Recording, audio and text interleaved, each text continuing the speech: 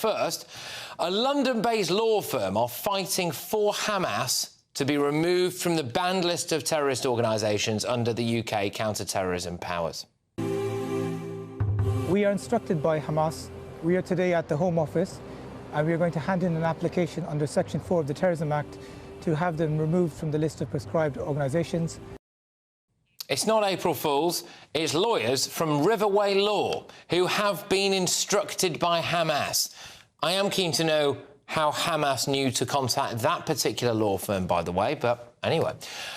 So they've submitted an application to Home Secretary Yvette Cooper today requesting that Hamas be removed from a list of proscribed terror groups. That's the same group that launched the horrific 7th of October massacre that claimed the lives of around 1,200 Jewish people, with hundreds taken hostage. Hamas was officially declared a terrorist organisation by the UK government back in 2021 and have, as you've been seeing on your screens, if you're watching us on TV now, been seen parading not just hostages but also the coffins of murdered babies as well.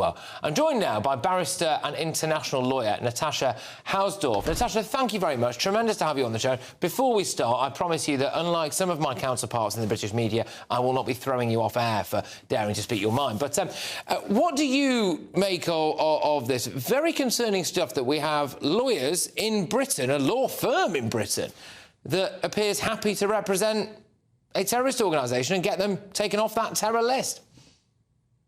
I think it's the content of this application that should be of serious concern to all those who care about legal processes, international law included. The grounds that have been advanced for what is, frankly, a ridiculous, laughable application, it would be funny if it was not quite so serious, are upending many of the legal principles and the very notion of the rule of law that we have for so long prized in this country. I mean, ground one of their application raises that the prescription is allegedly contrary to international law. And if you can believe it, within that, these lawyers are concerned with the obligation to prevent genocide and not to be complicit in it. Now, this is really the rewriting both of the historical narrative but also of what has actually occurred on the 7th of October, those acts of genocide committed proudly by Hamas and promised over and over again, is being inverted. This is the allegation then of genocide that has been levied instead against victims. And this is a key plank of this ridiculous application which has been advanced, which threatens to subvert the very framework of the prescription of terrorist organisations in this country. There is a fine line, is there not, with what's going on here? And I want to try to tread that line quite carefully. So Riverway Law described themselves as a niche immigration and nationality law firm. I would say that in light of what they've just done, they are, as it turns out, incredibly niche, actually. But they're a niche immigration law firm.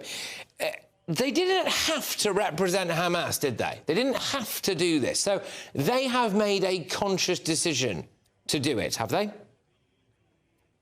Well, yes, there is, of course, a cab rank rule, which, barristers such as myself are subject to, and some of us hold that extremely highly and will accept instructions that come our way that are appropriate to our level of expertise and experience.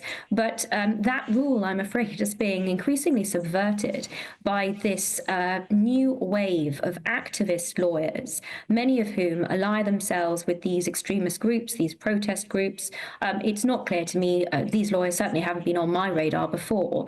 But again, I'd say it's the quality of the analysis, the reasoning that is being advanced, which is perhaps the most telling. And here, there is blatant support for Hamas articulated in the application itself. And not only that, a characterization of Hamas activities as legitimate armed resistance. And believe it or not, they are quoting Francesca Albanese, the UN Special Rapporteur, as justification of that.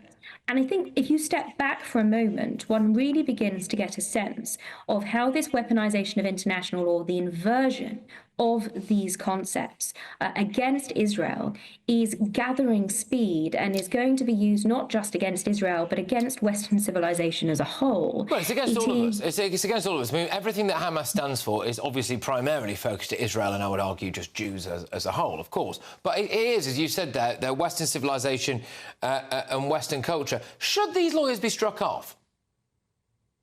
That's not a matter for me to consider, I'm afraid, and I wouldn't really want to get into that. I think it is important that everyone has representation and that credible cases are put forward, but there are, of course, very significant obligations, especially on barristers, but also on solicitors, not to put forward arguments that are lacking in credibility or to knowingly mislead. And again, looking at the content of this application, I think there are legitimate concerns there. Also, as regards the UK's responsibilities, not just to its own citizens, and indeed the threat that Hamas as an Iranian terror proxy, very much like Hezbollah, and there have been a number of Hezbollah plots foiled in the United Kingdom, I should note, with the help of the Israeli intelligence services. So the threat to British nationals at home and abroad is significant, but also the UK's obligations to fighting terrorism more broadly factor into the Home Secretary's discretion. They factored into the decision to proscribe Hamas in the first place. And I don't anticipate that this application will be given... Well, yeah, we'll be given much credence. Sorry to cut you off. We're very pressed for time, but that makes it all the more surprising as to why these people rocked up on video and decided to come out and say, oh, hey, we're the guys representing Hamas. But anyway, there we go. Thank you very, very much, Natasha. Tremendous to have you on. I do hope to talk to you again very, very soon. It's Natasha Hausdorff there, who's a barrister and international lawyer. I will just quickly say again, I've looked at the address of where this Riverway Law is. You can see the pictures of their company on their website. You can see where it is. And it appears as though they essentially have a room or maybe a floor in a kind of back street legal firm. If you were Hamas and their leadership, why would you decide to call that, quotes-unquote, backstreet law firm? I think there's something very strange going on there. But a spokesperson at Riverway Law said, we are instructed by Hamas to make today's application. The apartheid state of Israel is in the process of collapsing and Zionism is in a terminal crisis. This raises profound questions about what will replace it. History seems to tell us that it will be necessary for the British and other governments to speak to people and organisations who win elections, even and especially if one disagrees with some of their values and actions. The application has now been submitted to the British Secretary of State, who was invited to take an important and courageous, albeit difficult step. Towards peace by de-proscribing Hamas. Right, well, there you go.